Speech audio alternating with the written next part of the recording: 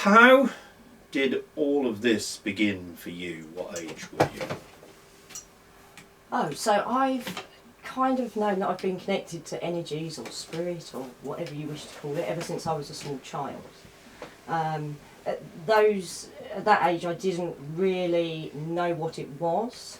I didn't have the education to understand what it was, but I've always been able to feel different energies, see spirit. I gave my first medium reading when I was 18 to a medium that I went to see, and then thereafter I used energies through healing, mainly with horses that I used to rescue and rehabilitate. And then when I was around the age of 30, I came more to the spiritual scene, and that was where it developed more, and I got an education to understand what I was feeling and how to use it. And from there I managed to hone it and use it in the way that I do today.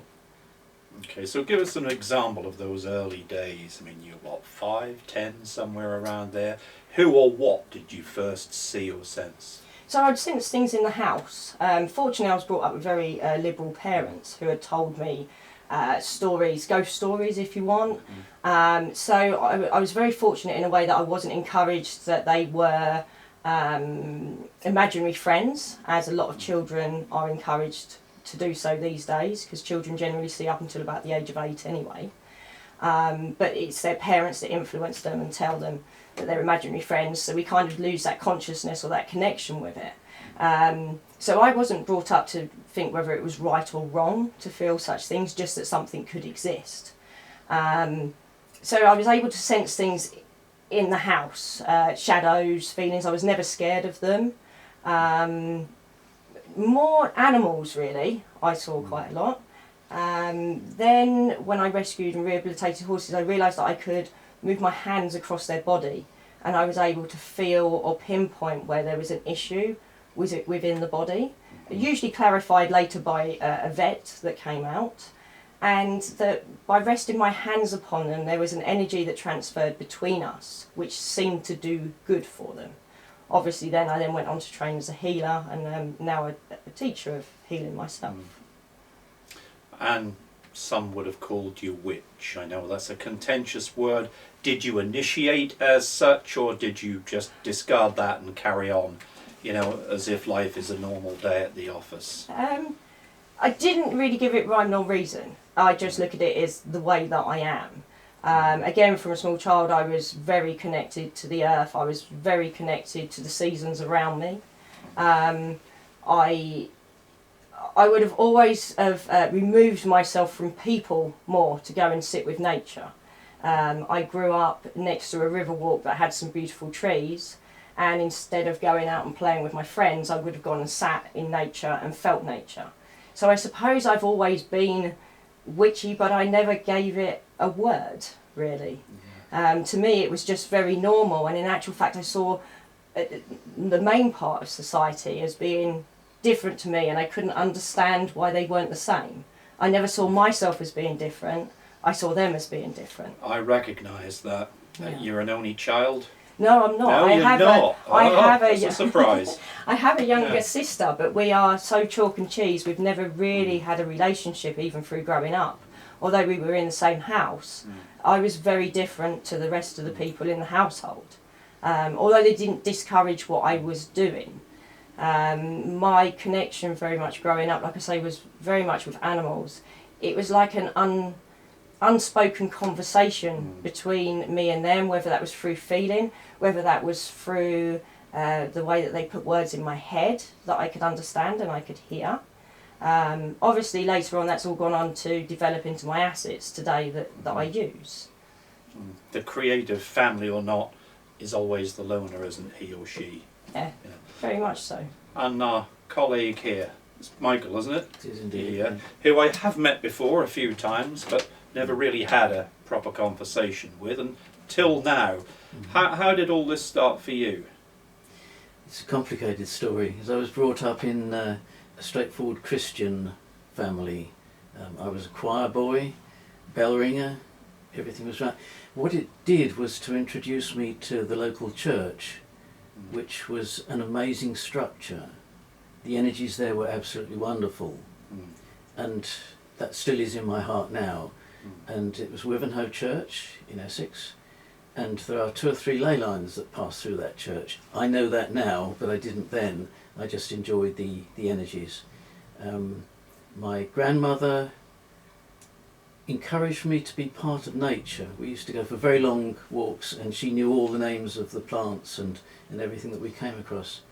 And as a consequence, that became a major interest of mine. Where my colleagues at school were interested in cars and footballers and what have you, it was plants and herbs and things like that, and trees, that I loved.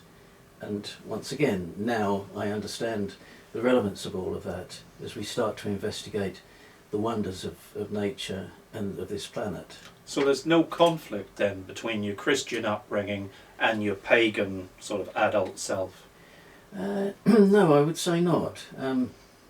The turning point was because I worked at the University of Essex in physics for 26 years.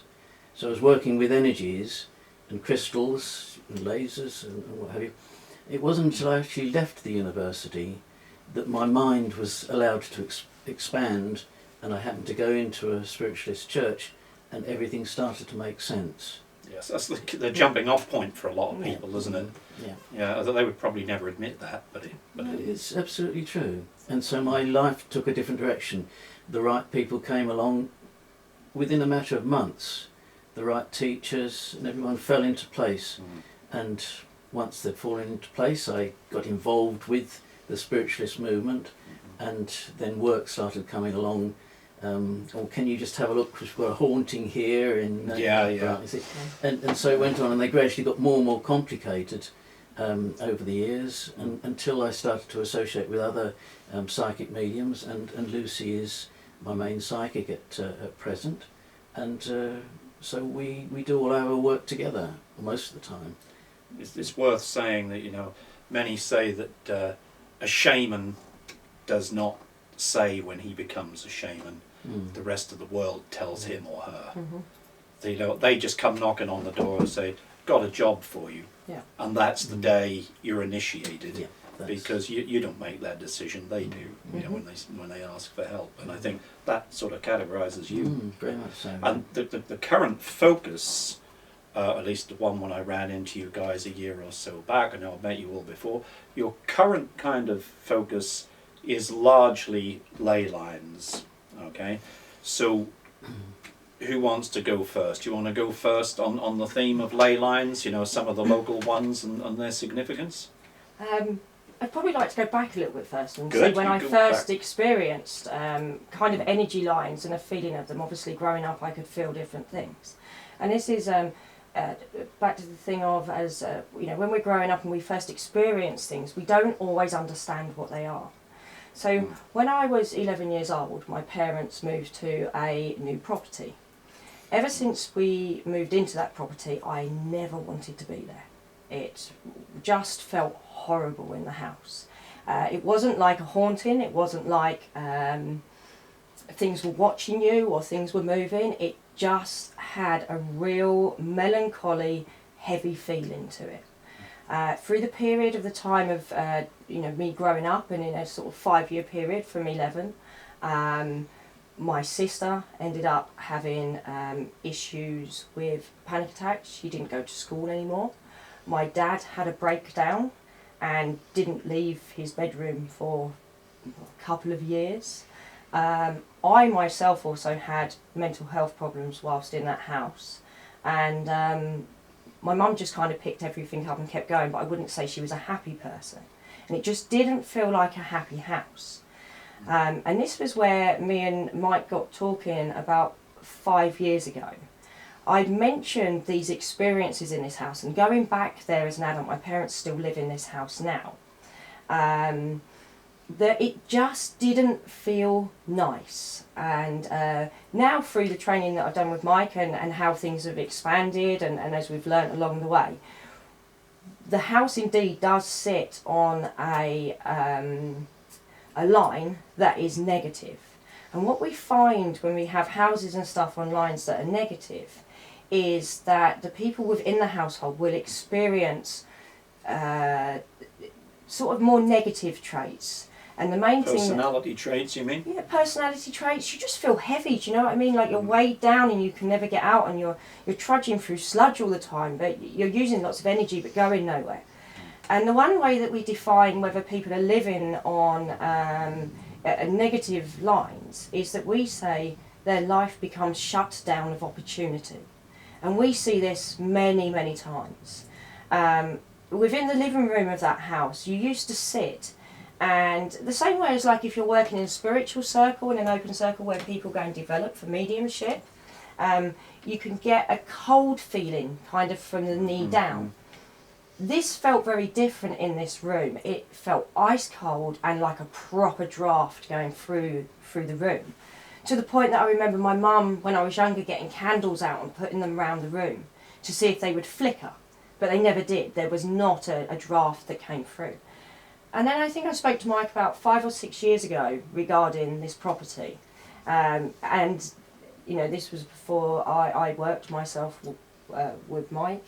And he looked at the property for us and realised that there was indeed a line going through there.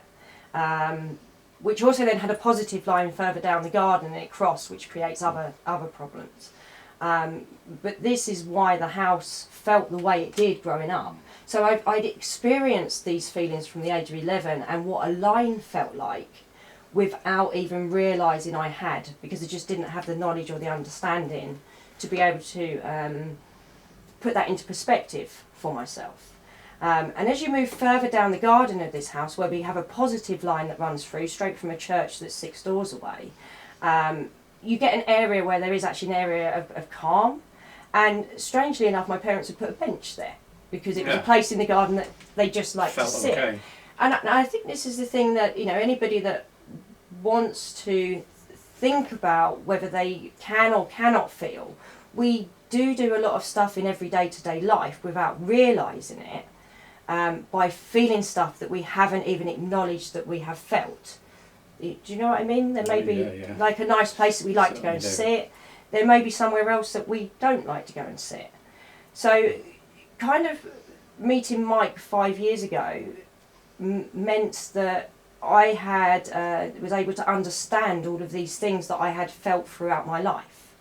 And I was very fortunate that I've had these experiences, because then when I've gone out into the field to feel them, I'd already learnt the skills, although I didn't have an understanding for what they were back then, as I do now. And what was the next step? I mean, somebody, you know, you managed to find a way to fix this by maybe driving a stake into the ground or working with crystals, or did somebody come and draw you into a second case? You know, what was the next progression in this? On this particular house? In that particular house. Well, the line in question was sometimes known as a geopathic stress line.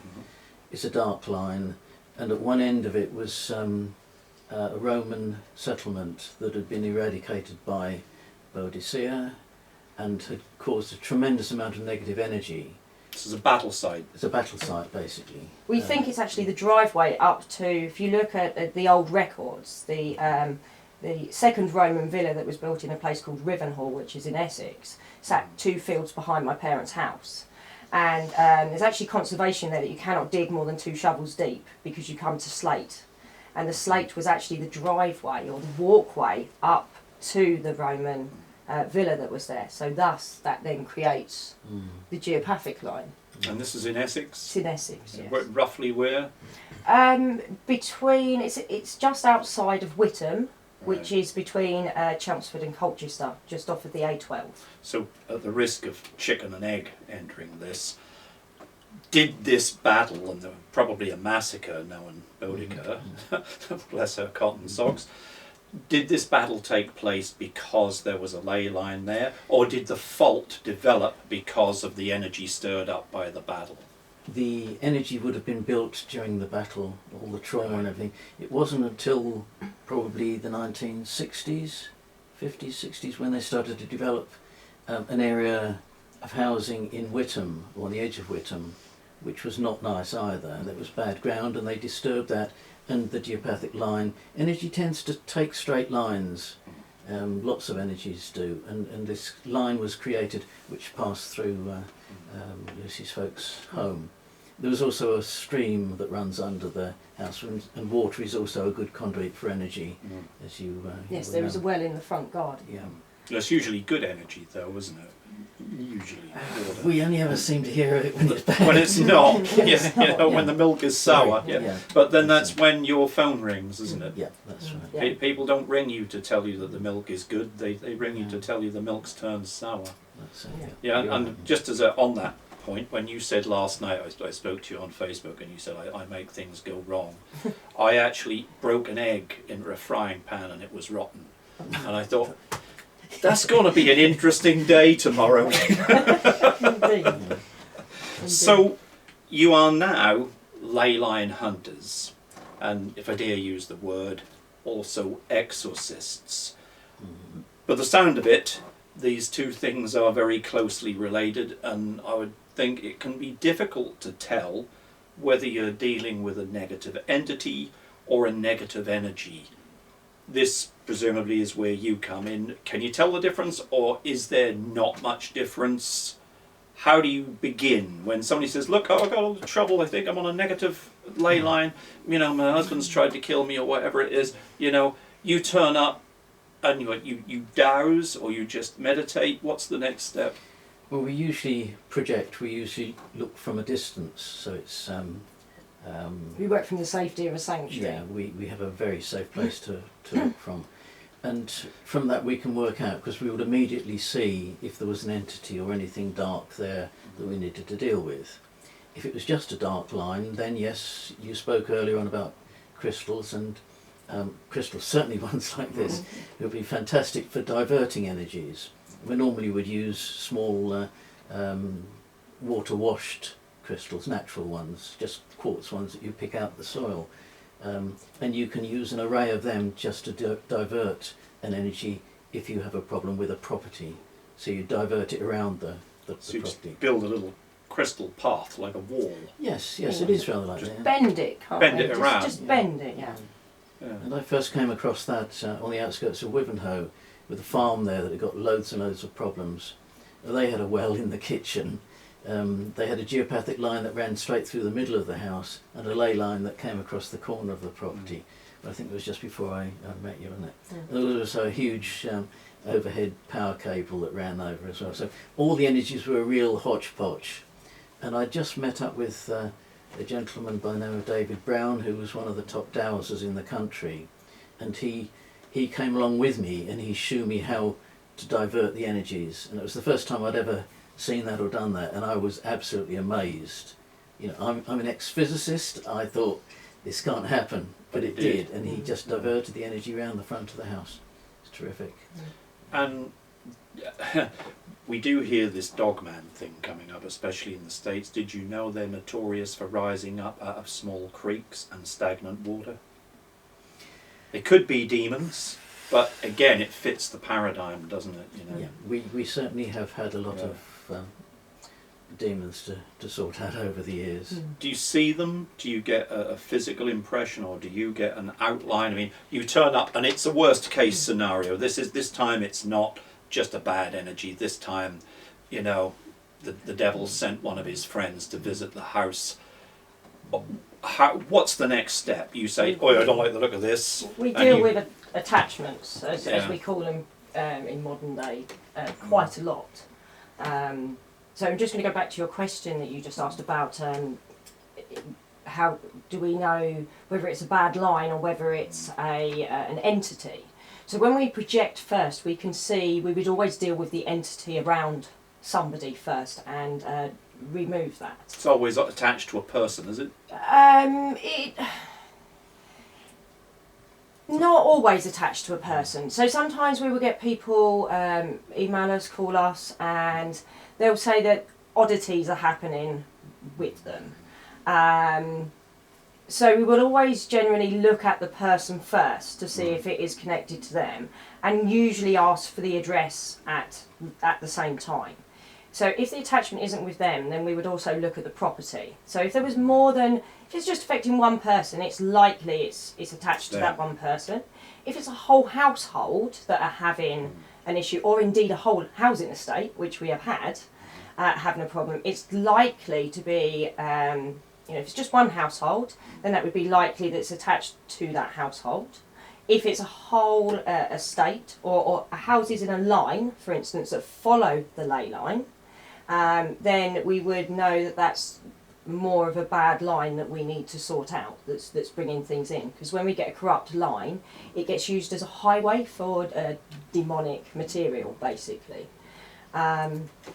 The other thing that I'll bring in at this moment is that when you get more than one energy crossing, you get eddies. It's like watching two streams of water crossing. You get these vortices of energy, and they can go down or up, okay, depending on the energies involved. You mean in power, intensity, In power. or literally up and down? No, quite literally. They Quite can, literally. if you like, they can bring in people that have passed over and that are just in the spirit world, or they can bring stuff up from the more demonic realms. And you've dealt with that as well. Oh yes, yes. That's and when they come up, they come through portals, which I'm sure you've heard of, and they are just vortices of energy.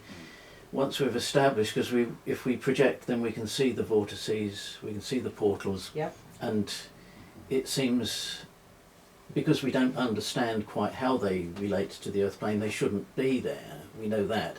So if something demonic occurs, then we put it back down the portal, seal the portal, and then deal with any problems there are in the house. How do you do that? I mean, is this like a psychic command? Or an energetic process It's an imposition of our will over of the entity? the entity, using our light. It is all done in light. And do you invoke something, or do you use your own ability? It depends who's with us. Sometimes we are aware of the spirits, certain spirits that will come forward to work with us, to empower us. We certainly don't do it alone, not that we're aware of anyway. It's a form of channeling that we've spoken of before. So. We also have no control over where those entities go, i.e. to the light or to the slopes, Just as we want rid of would them. call them. Yeah, we generally just ask if you want, you know, for an easy way of putting it, for some kind of doorway to open. And once the doorway opens that is out of our power, which way they are meant to be going, they just go back from where they have come from. Immediately prior to entering that location. Yeah. That's right. Yeah. And is this sort of localized magic, or is this high magic? I mean, are you talking about a regular spirit guide, or are you bringing through, say, one of the Egyptian or Celtic deities to work this with you? We don't work with high magic. You I'm don't? sure you're disappointed to hear that. No, but no, it doesn't matter to me what you do. ceremonial magic and that is a different matter. And certainly we have read a substantial amount about it, and we realise that there are a lot of dangers involved, and you have to be very precise in your work. And I'm sure that some of the problems we have to deal with are because of people that have messed about with ceremonial magic. And a lot of the entities and attachments that we've had to clear have been deliberately put there through beads and leads and Summoned. Yeah, summoned basically. Yeah. And these could have been quite big, even reasonably powerful groups that put Yeah. this stuff there. Yeah. right, I mean, we have had one case, which obviously we won't mention details of because that Fine. needs to be confidential to an extent, which was over in Ireland, and I think that had got about 500-year history on it. Yeah, you have to go back to the subjugation of the Irish by the English, and the only way that they could actually survive was by protecting themselves, and the only means they knew was using black magic. And this was definitely black. It was wasn't definitely a black. psychic It was- barrier. Oh, it was- no, this was as black as they come. Can you put any entity names to this, or would you rather not? Rather not, no. But you probably could. Yeah. Yeah, just to those watching, it is sometimes unwise to speak aloud certain high magic, darker variety names, for fear of having them turn up and look over your shoulder. So, moving on quickly. Yeah, good luck if they do that. Can you give us like a recent example of somebody who's rung you up and said, "Look, I'm in trouble. Can you help?" We get daily emails. Daily. Daily. So you're talking something We are doing one these, or more no, than one. We are doing on a basic week. We are doing between 2 and 5 attachment removals a week. My God. And you've been doing that for years, haven't you? Yeah. I've been doing it with you for the last 3 or 4 years. Yeah. So there's a lot more of it than what people realise. How many have you done? I couldn't. Roughly? We used to keep We used to file them. Because quite often we require a photograph to be able to connect accurately to the person that's got the attachment. It doesn't matter whether we can see an attachment, but nowadays we generally can see exactly what's going on. But in the early days we just used to file them away, but the files got so big that we don't. And the ethical side, it has to be locked away so that people can't... Couldn't they just email you a JPEG and you keep them all in like a little... Oh, you don't like computers? We don't like computers. I've got to say this to whoever's watching, these guys are technophobe in the extreme.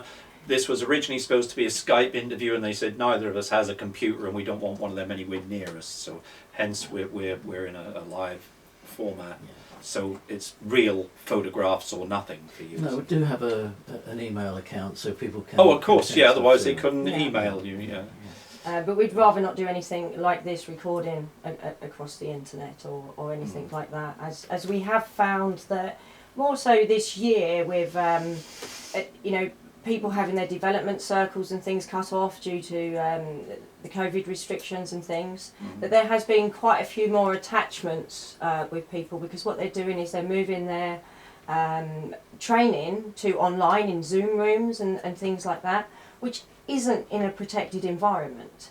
And at the the opposite. It's quite the opposite. You are opening yourself up to all and sundry, and you are giving them an electronic highway for anything to attach to you. Now that's fine if what's coming through is good, but unfortunately we've got a lot of negativity around at the moment, and we know that these demonic things will feed off of negativity. So I'm not saying there's more of them about, but there's definitely activity at the moment.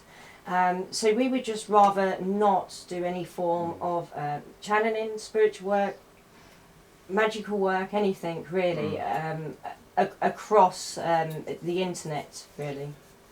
Is there more to this? And I'm probably sticking my neck out a little bit further than is wise in the current political climate, but is there more to what's happening online? I mean, we hear an awful lot about the deep state, we hear a lot about the New World Order, the Illuminati and various other dark forces.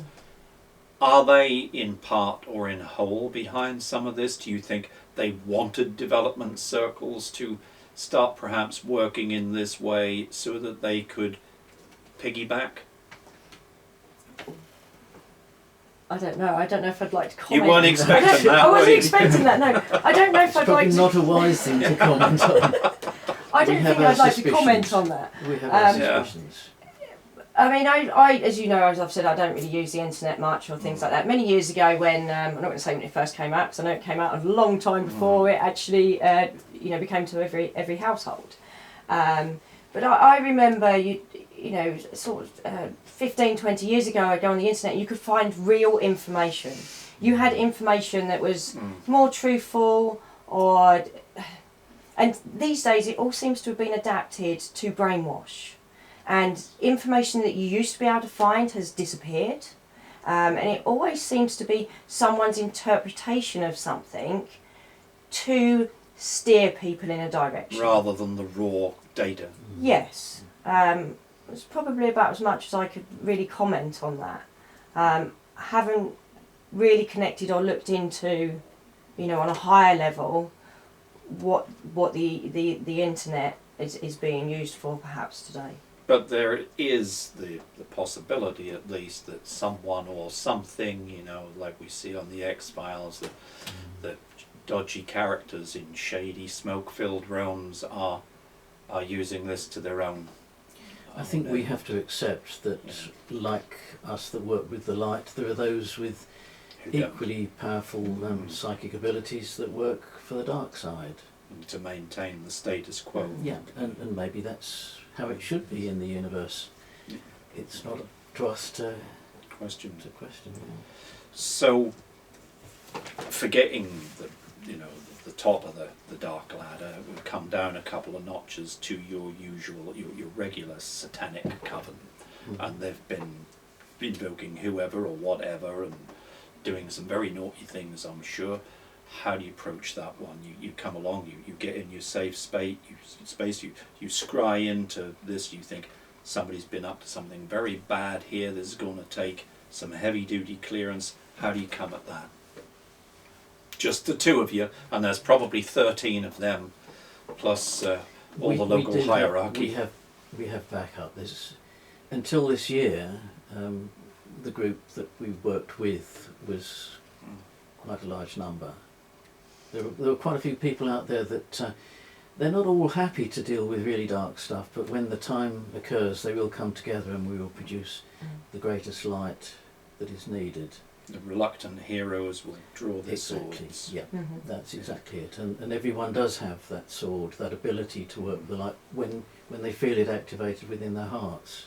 Do you know, that made me feel very Arthurian there just for a second. Well, that's triggered something. Yeah, that's interesting because that whole perspective is very relevant to the good magic. The Wounded Land and the Grail. Yeah, that's it, yeah. Yeah, I've certainly had more than a flirtation with that particular tradition as well. I've got a sword upstairs, I'll show you later. So the bottom line is you send for the cavalry. And how many, plus you two, might there be if you're up against one of the big dark covens? So my mind goes back to the... You don't have to give any names. I mean, just No. I mean,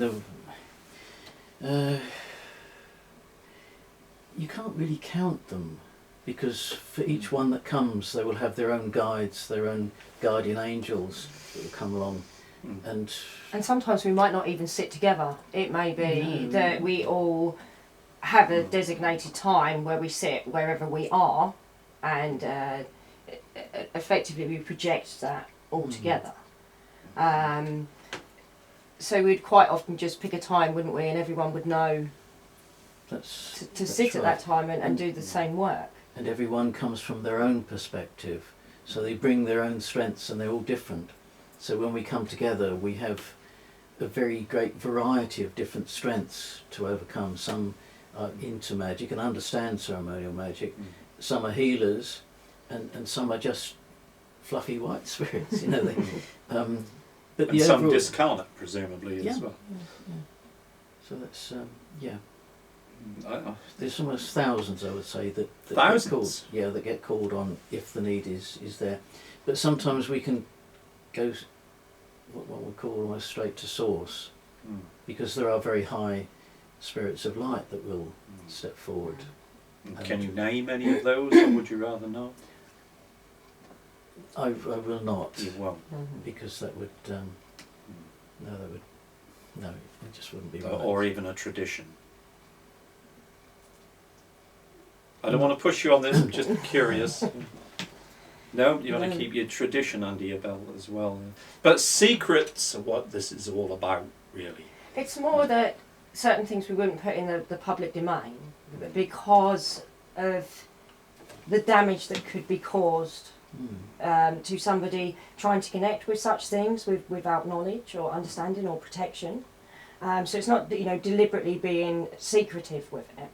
It's more a protection of others, and it should be used within the right hands, because the only difference between, if you want to put it in simple terms, dark magic and light magic is someone's intention.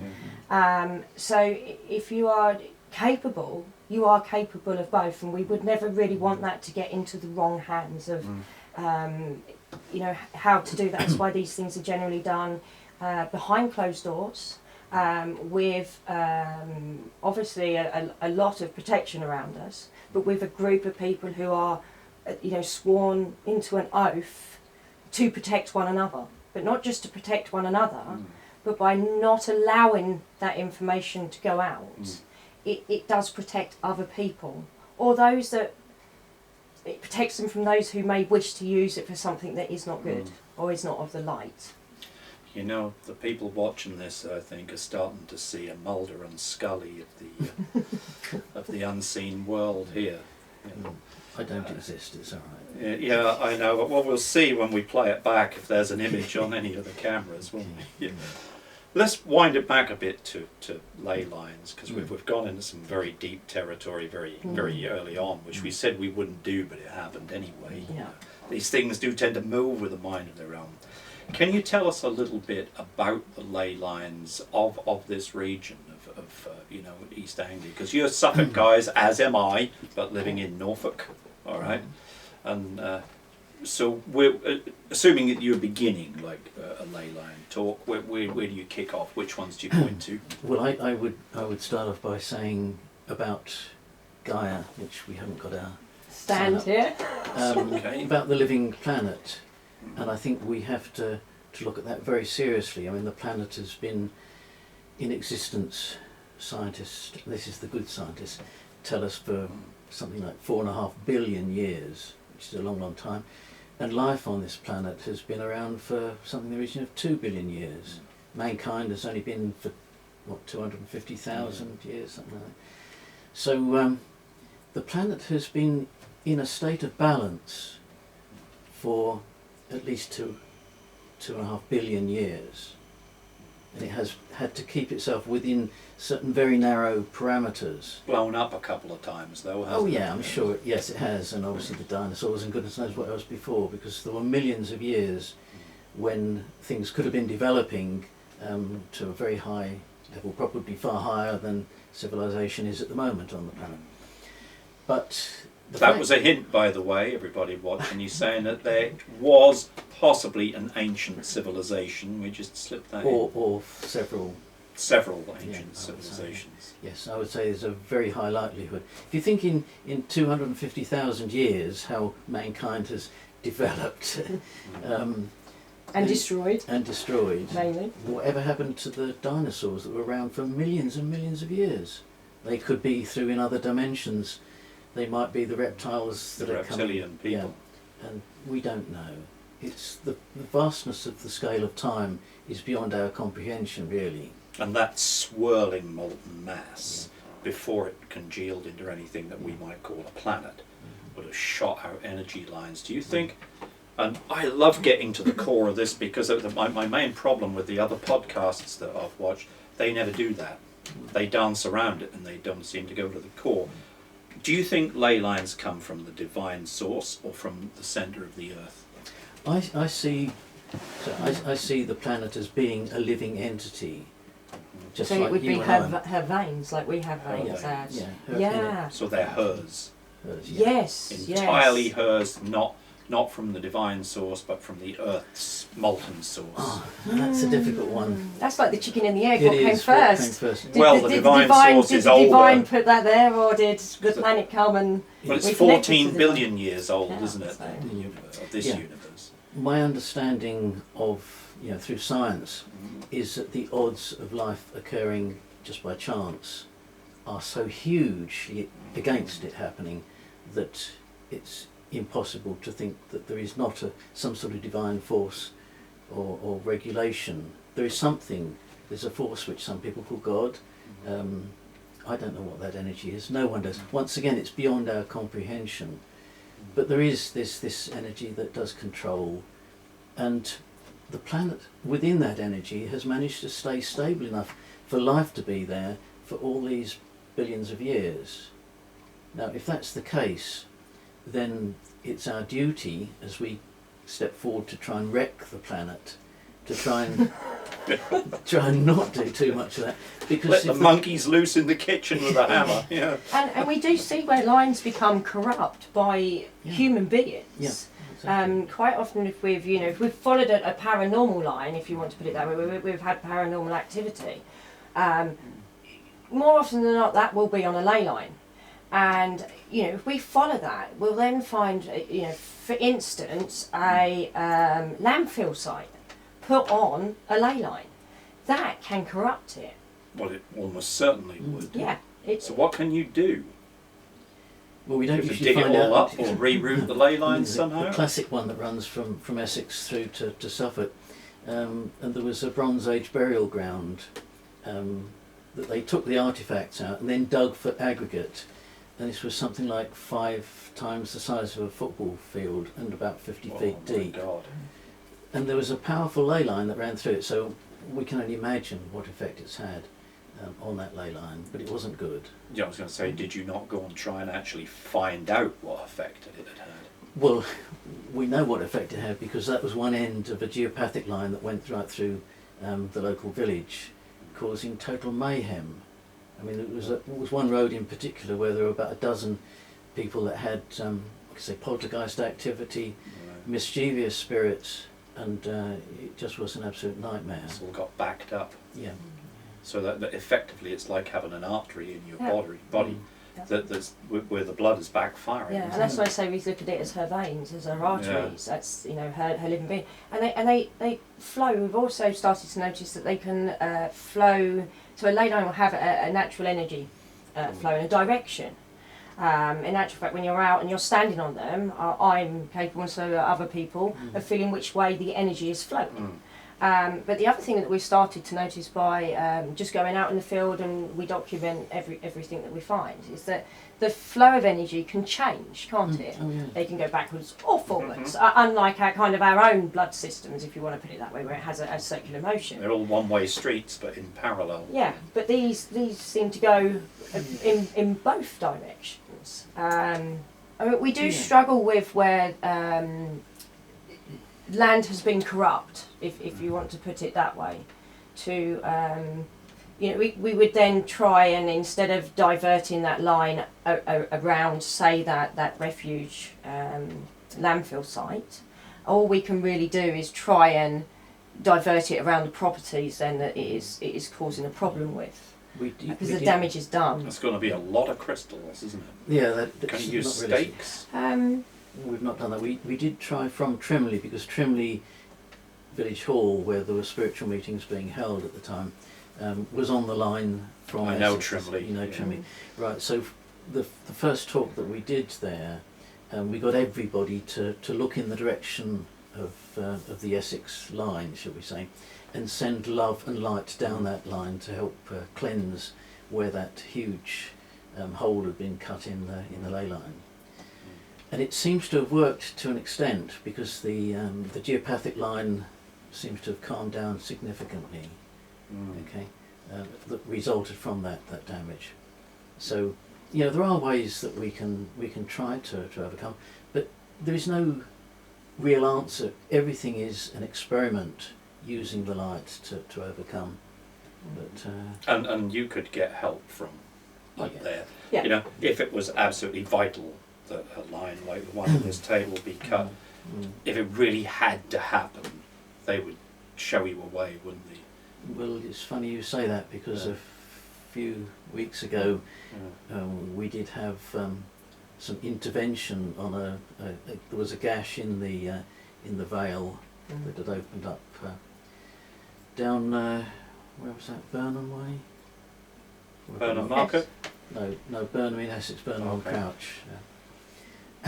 And we were actually viewing this remotely, projecting there, and we could see this, and we didn't know what to do with it, and we did have some assistance. That was a massive gash, wasn't it? We've had What do you call massive? From where we projected and we looked at the land, I'm just trying to explain, how can I explain what it looks like? Well, I mean, in size, are we talking half a mile, 50 yards? Or? I would say that it was probably about 20 or 30 yards wide, but it ran the whole length of the village in question, and was causing major problems once again. It almost looks like an earthquake spinning through there. It did, yes. The village is what, a mile, half a mile The land apart. Yes, probably. So what could cause a gash of that magnitude? Well, if you look at the energy lines in Essex compared with Suffolk and Norfolk, there are hodgepodge of lines all over the place, and that's where in the talks, obviously, we can show them on the maps, but in a talk it's difficult to explain. But wherever there is major building or industrial work, it does disrupt the purity of the lines, and then you start getting faults occur. And when faults occur, they break down, the same as our bodies, break down. People have aneurysms and strokes and things where the vessels have become That's damaged. a reflection, isn't it? Yeah. That's a direct reflection Yeah. of what's happening So in that's the the earth. same kind of thing, you know, it's Yeah. almost exploded because Yeah. it can no longer flow. We did manage to have higher entities that came through, and we That's managed right. to, So I would just say that they weren't of this planet. Now you're talking. yeah, that came forward. I was going to come to that later, but you've beat me to it. And the technology that we watched them use on that was not of this planet in that particular instance. Was there a vessel involved, or just pure spirit entities? The entity arrived in our sanctuary and worked with us, and it brought tears to our eyes. It was just it's incredible. So they kind of projected themselves in to our group As we're projecting as out. we're projecting out. And did you send an SOS, or did they just know intuitively to come? Whenever we do this sort of work, we ask obviously first and foremost for our protection, and we trust that whatever is meant to come to help us from whatever realms comes forward. It's only in specific cases where we've had to ask a specific entity to come forward to aid us. That's more to do with the very dark stuff that we've worked with. And that's protection. And that's, yeah. But, you know, in the general day-to-day stuff, we very much put our trust in you know, the divine, if you want to put it that way, or whatever that is.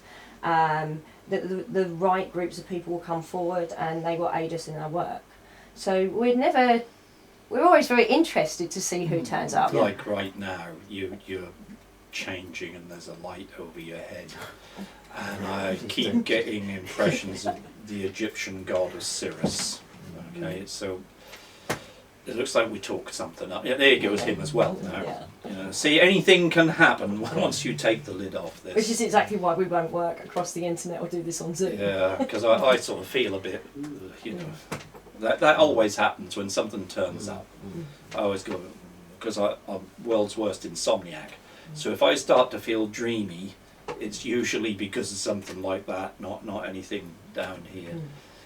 Yeah. We did have away from an this. interesting line to deal with that ran from from Essex up to Suffolk, once again to the corner of Rendlesham Forest, which is what I thought. We're creeping closer, aren't I we? know, yeah. We would like to come back at some point and actually Yeah. look at the area, Yeah, wouldn't we? can And then show do you a the maps and exactly what's going on. But talk on Norfolk. on this particular line, this ley line that runs through Butley Abbey, Know it well. you know well, it passes through a site at the very end of Felixstowe, the point right down by the docks there, okay, which is at the end of the Kingstone line that comes right across the country from the Rollright Stones.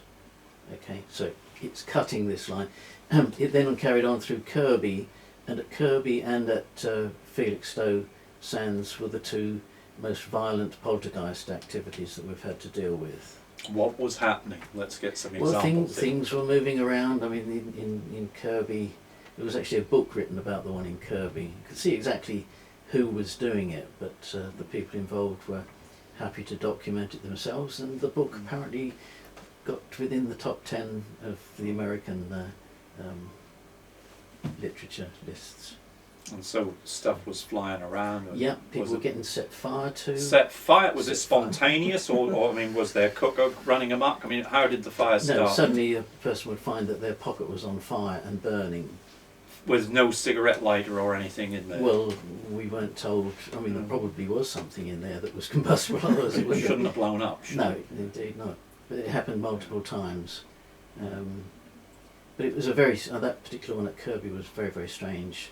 You know, walked in, you felt as though there was a ton weight being put on your head, and there was a little girl that would come and go, and you just wouldn't see where she came from. She was wasn't of the earth plane. she wasn't that, spirit. that, Yeah. that young girl. You think this is just not right. But what's her role in it? Exactly. Was she it? Was she the channel? Quite possibly. I mean, youngsters do tend to have excess psychic energy, which entities can draw on. And in this particular case, the grandfather was the offending spirit who And alive? no, No, it was in discarnate. from the other side, yeah. Oh. And he was very high up in the IRA when in the midst of the Troubles, so he was a most unpleasant character. And did he die a death related to that? I didn't actually ask. I just, well, you know, we saw the character involved explained, and the woman knew immediately who it was and showed a picture, but she didn't go into it. She said, "Oh no, now I know who it is. That's fine. Off you go." So we were. So she didn't actually want the work done, did she? That no. particular lady, she didn't want the entity removed. She didn't. No. She Do you want just. to drive out Grandad? No, and she wanted to write the book No. because it was so active. So you basically get told to sort of pack your bags and leave it, So, yeah. forget it. Occasionally we do, yeah. Yeah. Once people know who or what's going on, they're quite happy to put up with it. And if it's only really affecting them, then that's kind of their choice, really, Yeah. isn't it? Whether they would like to keep that there or not. Keep Grandad, you know. Yeah. I mean, perhaps he'll buy us a Christmas present from the other side. But it's more likely he'll start swiping stuff off shelves and frightening the cat.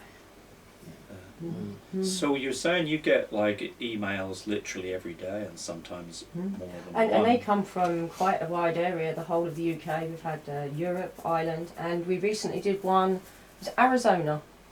Yeah, we did. Somebody contacted us from. Really? Yes. In And Newfoundland. bearing in mind we don't Advertise. advertise, we don't, no, none of that. It just brought to us. Sort of word of mouth and recommendations. Ireland is particularly favoured at the moment. I mean, there's just so much negativity. You think of it as a beautiful country, which it is, but its history is so steeped in violence and trouble that that trouble is still there. The bogs, excuse me, using it, the bogs over on the west coast probably carry more bodies than we hate to even think of. And it's ancient tradition, Yeah. you know, Fomorian, Twadene, they're all busy like cutting each other's heads off back in prehistory, so that it's always been a bit that way over there, hasn't it?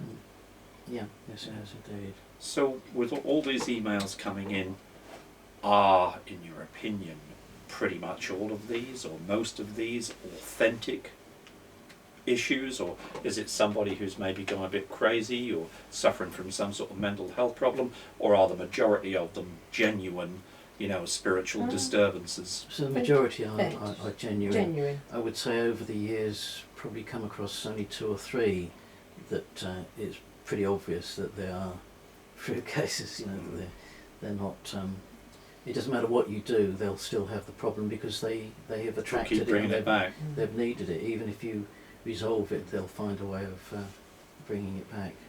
Yeah. And why do you think they do that? Just, you know, they get some sort of self-punishment? I don't know. Don't You know. always get people that are needy, and maybe their own personal circumstances means that they don't have enough help from people, and so they're reaching out, and if they don't get the help that they're after, and we don't know what help they need, it's usually after a divorce or some sort of separation, and emotionally they're unstable, and then obviously the negative energies they're creating will bring negative stuff. And Because we tend to find that, don't we? Even if we've sorted out a premises or a person, it's quite interesting actually, because when we have these things come in, we don't necessarily tell the people when we're doing the work. And there's been a couple of times where I've texted somebody and say, about an hour ago we looked at your property, it's all sorted. And they go, oh, I know, because the house has gone warm now, it doesn't feel cold anymore, and I can't see it, I don't feel like something's looking at me all the time anymore. I've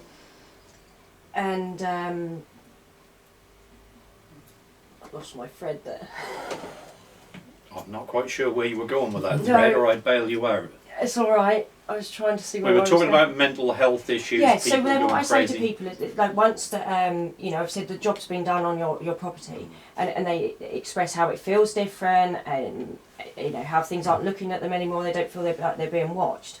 I try to say to them, try and make sure that you don't think about all that negative stuff that happened. Try and bring some life into the house.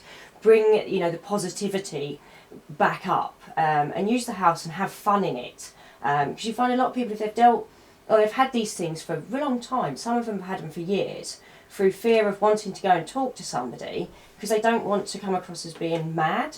And you know, you can't exactly just go through like the yellow pages, can you? Yes, And look for Mother, I'm somebody's just on the phone to the local exorcist. Exactly.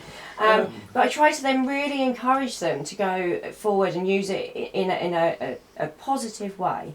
Because if you bring, you know, for instance, let's just say, as for example, that we've cleared somebody's house and they've got, say they've got an abusive partner that only comes in and out of the house every now and again. Every time they come in, the energy of the you know, if that environment is going to keep dropping and dropping and dropping, and the more the energy drops, the easier it is for something to get back in and latch onto it, because negativity will feed off of negativity. So I do try to encourage them to bring the energy up and use, you know, the property and have fun, thus making the energy more positive. Okay, right there, I'm going to call half time. Yeah, So this is the toilet. Because I can just sense something happening over there. Alright, I don't know why, I just can. That was very clever. Yeah, I knew my brain would go. so say there's documents, we need to save that. Sorry, I lost my train of No, thought. that's alright, I just thought, you know, we'd had a good run, and I Yeah. thought might be a better idea to Coffee and a just, fag. yeah, everybody's going to want an hour sandwich, coffee and a fag, whatever. So we'll call this U2 Part 1. That makes it, and then I'll open a fresh program, so that's not all getting bundled into one, you know, one edit. Then that's less likely to go tits up on me or anything. Right, so we'll call. Are you right? So we can talk about how we feel lines and how we find the lines in properties and Right. Yes, we haven't touched Back, on that at all. back that up as well. That was the other thing, you see. I really wanted to, before I start bundling into UFOs prematurely, which I'm very likely to do, and very nearly did, and had to almost like, you know, bite my tongue off. I thought I'd better just sort of stop and consult with, we've already mentioned it. yeah, where we want to go next. Yeah. Right. Yes, it'd be nice to talk about sensing of energy lines and stuff. How to sense them. How we find out where they are. Because a lot of people are just interested in where the lines are with respect to their own property. And You were saying it would be nice to come back and actually spend some time in this area and map them. Yeah, that would most Wait probably for get that a to lot come of up. people coming back. If you come back and do another talk Yeah. about what your findings were or whatever, then people who heard this particular interview are going to be waiting with bated breath, aren't they, for the next one, because it's their location. I should really have sort of eased in with the sort of gentler stuff, left the heavier stuff. But the thing is, you have to kind of go with the flow, you know. You have to have, like, you know, one thing leads to another. well, I think And with, you with just films kind of go with it. very often they start off with the more dramatic stuff. Tried to go before backwards, like I said, anyway. Well, you go with the flow, basically, and just like the lines. I always think everything happens Yeah, that house for I a grew up in reason. was awful, and last year I spent a few months there, didn't I? Oh my god, that was awful. I was back under the crisis team, wasn't I? I'd lost it, just trying to get away from it. And the minute that you're a really spiritual person, you have to shut down spirit because it's not safe to open. It's Another like one. you've lost everything. It's horrible. Yeah. Horrible. Sorry I about can do the same with It's that. alright. Four cups of coffee. 4? And you've only been like, what was that, once or twice? You're doing really well. I was like a camel. That was I'll put- ridiculous. Put a cushion behind It's your fun I'm the for back. man who's Because given I up did sugar, wonder and whether I'm your like back that. was You know. hurting you, because I thought you kept Right, shuffling years about. ago So I I woke up yeah, and, I've- gave I'll up. put a cushion No sugar. behind you. Yeah, that was digging into me a bit, but that's all right. Yeah. Yeah. Sorry I about think that. we can. I could have move. actually got out without I interrupting. just I knew think I was we gonna can bowl. move.